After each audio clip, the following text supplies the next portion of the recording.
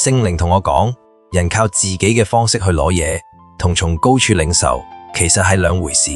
嗰一刻，我對眼被打開咗，我突然見到好多人，連基督徒都喺入面，成日掛住伸手去攞，搏命去拎，淨係想將所有可以到手嘅都攬晒入自己度。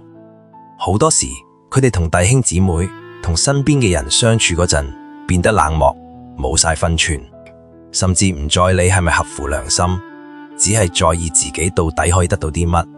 到最後，佢哋心入面其實只係得一個諗法：我可以攞到幾多？神同我講，嗰啲只不過係找取。凡係你用找嘅方式得返嚟嘅，都唔會成為你永遠嘅產業。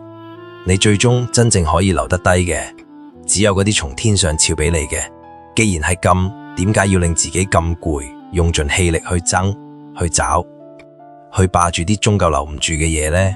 點解唔靜落嚟，擰住面去向着神，同佢講：神啊，求你指俾我睇，乜嘢係你樂意賜俾我嘅？